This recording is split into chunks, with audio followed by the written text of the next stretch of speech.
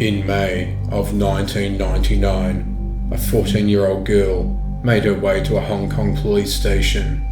She told officers for the past several weeks she'd been constantly plagued by the ghost of a woman who had been bound by electrical wire and tortured to death. The police brushed her off, dismissing her claims as nothing but dreams or teenage nonsense.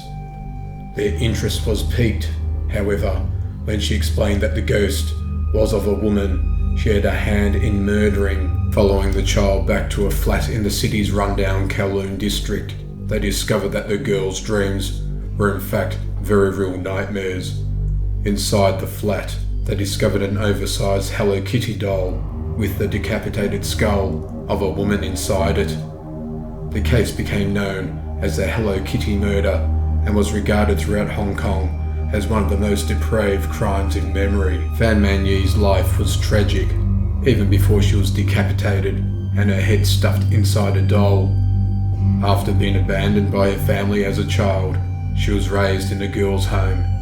By the time she was a teenager, she had developed a drug addiction and was turning to prostitution to pay for her habit. By 23, she had secured a job as a hostess at a nightclub, though she was still battling addiction. In early 1997, Fan Man Ye met Chan Man Lok, a 34-year-old socialite. The two met at a nightclub and discovered they had something in common. Fan Man Ye was a prostitute and a drug addict, and Chan Man Lok was a pimp and a drug dealer.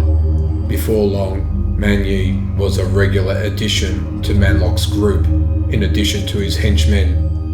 Later, in 1997, desperate for money and drugs, Fan Man Ye stole Man Lok's wallet and attempted to make off with the $4,000 inside it. She hadn't realised that Chan Man Lok was the last person she should have stolen from. As soon as he saw his cash was gone, Man Lok enlisted two of his henchmen, Leung Xing Cho and Leung Wei Lun, to kidnap Mei Ye. He intended to force her into prostitution for himself and take the money she earned as payback for the cash she had stolen from him. Before long, however, the plan had gotten out of hand. The drug lord and his henchmen soon decided that simply prostituting Fan Man Ye wasn't going to be enough and began torturing her.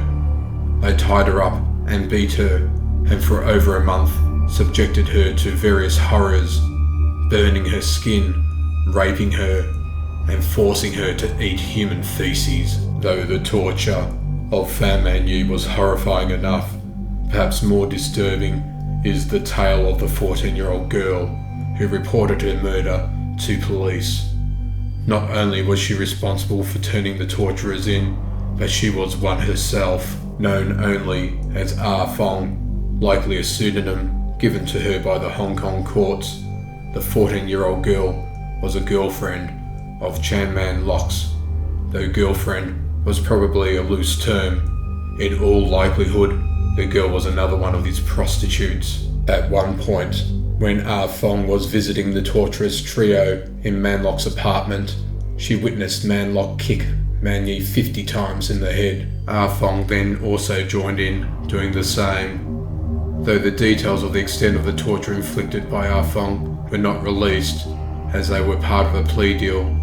When asked about them, she replied, "I had a feeling it was for fun." After a month of torture, Ah Fong discovered that Fan Man Ye had died overnight. Chan Man Lok and his henchmen argued that she had died from an overdose of methamphetamine that she had administered herself, though most experts speculate it was her injuries that eventually killed her. They only speculate because there's no way to know for sure. After discovering she was dead, the henchmen moved Man Ye's body to the apartment's bathtub and dismembered her with a saw. Then they cooked the individual pieces of her body to stop her from decomposing and emitting the smell of rotting flesh.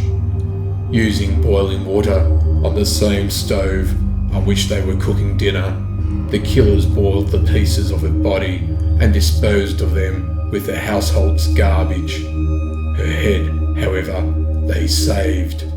After boiling it on the stove and allegedly used the same kitchen utensils to stir their meals so they did not move her head around, they sewed her boiled skull into an oversized Hello Kitty mermaid doll. Additionally, they kept one of Faye Manu's teeth and several internal organs, which they stored in a plastic bag, in exchange for protection, which she also likely received in part due to the fact that she was so young. Ah Fong testified against Chan Man Lok and his two henchmen. In an attempt to rid herself of the haunting she claimed to be experiencing, she detailed the torture that the three men put Fan Man Yi through.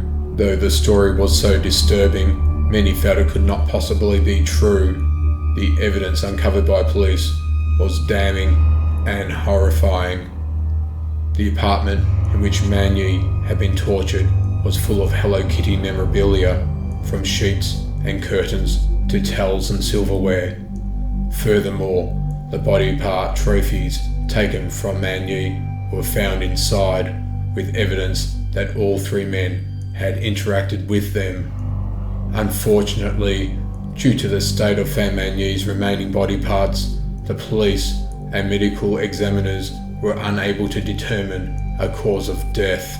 There was no doubt that she had experienced indescribable torture and that the three men had inflicted much of the damage to her body, but there was no way to tell whether a drug overdose or the torture was to blame. As a result, the three were convicted not of murder, but manslaughter, as the jury believed that though they had caused her death, death was not the intent.